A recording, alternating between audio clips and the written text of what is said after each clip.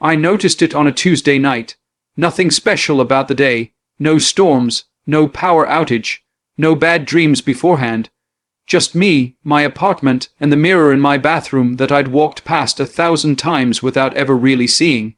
I had just finished washing my hands when I looked up, and my reflection smiled. I didn't, at least, not yet. It was fast, too fast. A quick, sharp curl of the lips, almost playful, almost proud, and then my face followed a second later, copying the smile like it always had. I froze. That delay, that tiny fraction of a second, felt wrong. I leaned closer to the mirror, studying my face. Same tired eyes, same scar on my chin from when I was 13, same uneven eyebrows. Everything looked normal. I laughed under my breath, shaking my head. Get some sleep, I muttered, but the mirror didn't laugh with me. That was the second thing I noticed.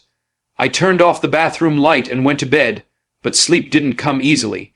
My mind kept replaying the moment, stretching it out, slowing it down, the smile, the delay, the way it felt like someone else had moved first, and I had followed at exactly 2:17 a.m. I woke up not from a nightmare. From silence, the kind of silence that feels thick, heavy, like the air itself is holding its breath. I sat up in bed, heart pounding, and that's when I realized I wasn't alone, not physically, but something felt present. I stared toward the dark bathroom doorway. The mirror was in there, facing the hall, facing me. I don't know why I got up. Curiosity, fear, some stupid instinct that told me if I didn't look now, it would only get worse. I stepped into the bathroom and flipped on the light. The mirror stared back. Normal. Relief washed over me so hard my knees almost gave out. I leaned over the sink, gripping the porcelain, laughing softly at myself. And then the reflection leaned closer too, but its eyes didn't match mine. Mine were wide, afraid. The reflections were calm, knowing it smiled again. This time, I didn't smile at all. I stepped back. The reflection didn't. It stayed close to the glass, face inches away from mine, breath fogging the mirror from the inside. From the inside, my throat tightened. What the hell? The reflection tilted its head slowly, like it was studying me. Then it spoke, not out loud, but my ears still heard it. You're late tonight. I stumbled backward, crashing into the towel rack. I'm dreaming. I whispered, this is a dream. The reflection's smile widened. You say that every time. My blood ran cold. Every time. What? It raised its hand. I didn't. Its fingers pressed against the glass, palm flat, like it was testing the surface, like it expected it to give way. I'm tired of copying you. It said, I want to try something different. The lights flickered. Once, twice I ran. I didn't look back. I slammed my bedroom door and shoved my dresser against it, breathing like I'd just escaped a fire. I didn't sleep after that. I sat on my bed until sunrise, staring at the wall, listening, waiting. Nothing happened that day or the next. The mirror behaved, reflected normally, mimicked my movements exactly like it should. But the feeling never left. The sense of being watched, judged, practiced. On the fourth night, I tested it. I stood in front of the mirror and raised my right hand. The reflection raised its right hand too. Good. I lowered it. So did it. I smiled. It smiled. Perfect synchronization. I let out a breath I didn't realize I was holding. Then, slowly, deliberately, I stopped moving. The reflection didn't. It kept smiling, its lips stretched wider than mine ever could. The skin around its mouth pulled tight, cracking slightly at the corners. You're getting better. It said. My legs shook. At what? At letting me lead. The mirror rippled. Like water, like a surface that was no longer solid. The reflection leaned forward, and this time, its nose pressed against the glass. I screamed and stumbled away as the bathroom light shattered overhead, plunging everything into darkness. In the dark, I heard breathing, not mine, right in front of the mirror, and something whispered, tomorrow night. Don't blink. I didn't sleep that night. Every time I closed my eyes, I felt it, watching. Not from the room, from the mirror. Even with the lights off, even with my back turned, I knew it was still there, waiting, smiling. When morning finally came, the sunlight felt weak, like it didn't belong in my apartment anymore. I stood in the kitchen, shaking, staring at my coffee mug, while my reflection in the microwave door stared back. It didn't smile this time, but it didn't blink either. I blinked once, twice, 3 times. My reflection blinked late, a fraction of a second late. My stomach twisted. I called in sick to work. I told my boss I had the flu. That was easier than explaining I was afraid of my own face. I spent the day avoiding mirrors, bathroom, hallway, even my phone screen.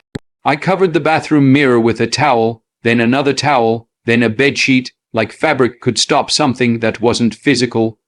Around noon, my phone buzzed, a message from an unknown number. Look at yourself. My hands went numb. I blocked the number.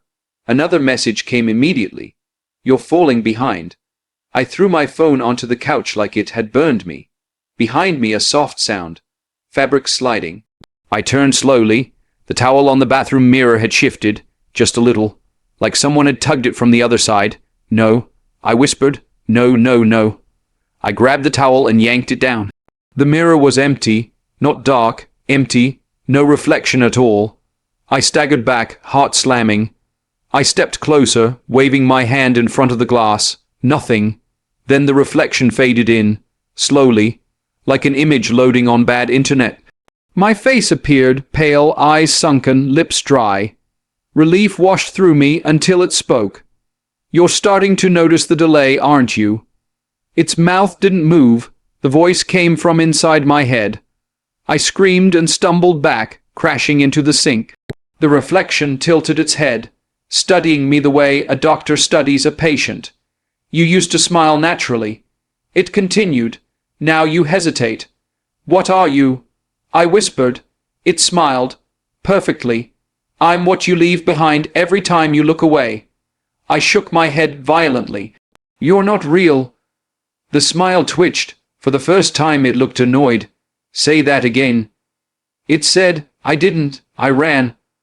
I left the apartment without my phone, without my wallet, without even shoes.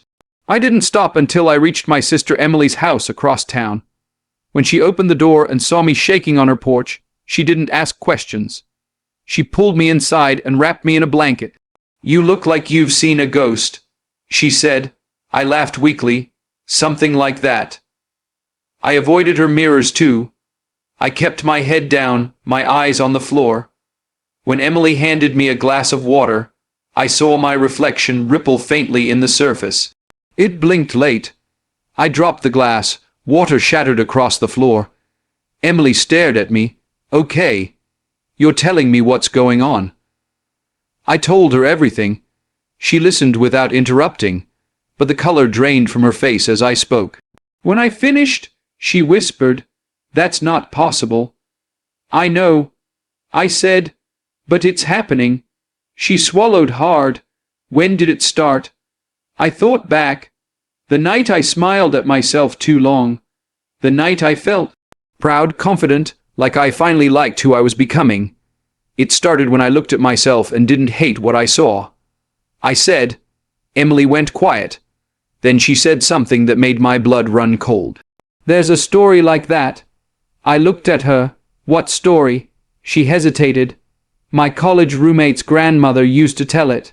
About reflections that don't belong to you forever. She said mirrors are. Negotiations.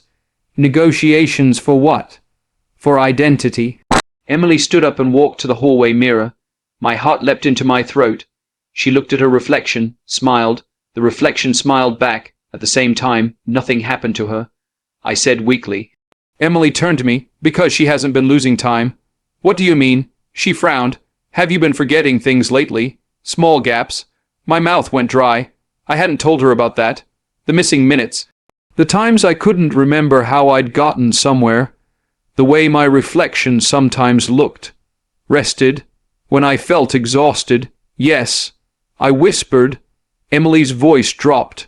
Then it's already taken pieces. That night, I slept on her couch.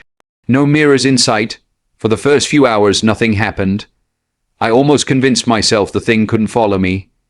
Then I woke up to laughter, my laughter. Soft, familiar, wrong. It came from the bathroom.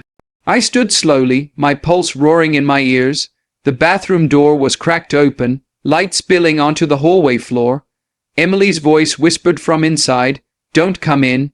My blood froze. That wasn't right. I crept closer. The mirror inside the bathroom was uncovered, and standing in front of it was me, not a reflection, me wearing my clothes, smiling. Emily was frozen behind me, behind it, her eyes wide with terror. The thing turned its head slightly. "See," it said calmly, "I'm getting better." I backed away, stay away from her. It sighed like I was being unreasonable. "You're tired, you hesitate, you doubt, I don't." It stepped closer to Emily. "She deserves the better version. Let her go." I screamed. The thing finally looked annoyed again. "You don't own your face," it said. "You just borrowed it." The bathroom mirror cracked, a thin spiderweb of fractures spreading across the glass. The thing smiled wider, and the lights went out. I didn't sleep after that night. Not really. Every time I closed my eyes, I felt it standing there in the dark, waiting for me to look again, waiting for me to forget that it wasn't supposed to move unless I did first. Morning light didn't make things better.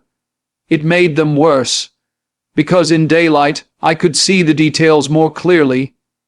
The cracks in the mirror that hadn't been there before. The faint fingerprints on the glass from the inside. And the reflection. It still looked like me, almost. But its eyes followed me even when I stepped away. I tried covering the mirror with a sheet. The fabric bulged inward, like something was pressing against it. When I pulled the sheet away, the reflection was smiling wider than before. That's when I understood the truth. It wasn't trapped in the mirror. The mirror was trapped around it. That night, I decided to end it. I couldn't live like this, counting reflections, avoiding glass, terrified of my own face. I grabbed a hammer from the toolbox and stood in front of the bathroom mirror, my hands shaking so badly I almost dropped it. The reflection tilted its head. "You're too late," it whispered, its lips moving before mine did. I screamed and swung the hammer. The glass shattered violently, exploding outward in 1,000 pieces. Shards sliced my arms, my face, my chest. But I didn't care. I felt relief. Wild, desperate relief. Until the laughter started. It didn't come from the broken mirror. It came from inside my head. I dropped to my knees, clutching my skull, as memories flooded in memories that weren't mine. Lives lived behind glass, people who stared too long, people who noticed too late, people who broke mirrors and thought they were free. You broke the door. The voice said calmly, "You didn't destroy the room." The bathroom lights flickered. The broken shards on the floor began to tremble. Every piece of glass reflected something different. Different versions of me, older, younger, smiling, screaming, dead. And then they began to rise. The shards lifted into the air, spinning slowly, circling me like teeth. Each reflection stared with hunger, with patience. With every mirror, the voice continued, "I learned a little more. With every face, I learned how to wear it better." The shards slammed together. Darkness swallowed me whole.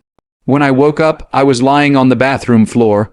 Blood dried on my skin. The mirror was whole again, not a crack, not a scratch. I stumbled to my feet, dizzy, heart racing. I looked into the mirror and froze. The reflection blinked. After I did, it copied me perfectly. Every movement, every breath, every tremble. I laughed. I cried. I felt insane with relief. It was over. I thought I'd won, but then my phone buzzed.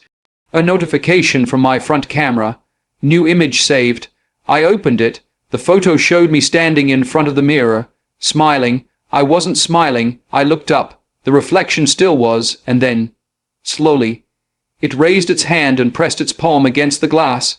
I felt pressure against my own hand, from the inside. The reflection's smile softened into something almost sad. "You're not the first," it whispered gently, "but you'll be the last one who remembers." The bathroom lights went out. When they came back on, the mirror was empty, no reflection, just me, shaking, breathing, alone, at least. That's what I thought. It's been 3 weeks now. People say I look different, quieter, calmer. They say my smile feels wrong sometimes, and last night, I walked past a dark window, and for just a second I saw myself standing behind me, waiting for me to turn around, and this time, it didn't wait for me to smile first.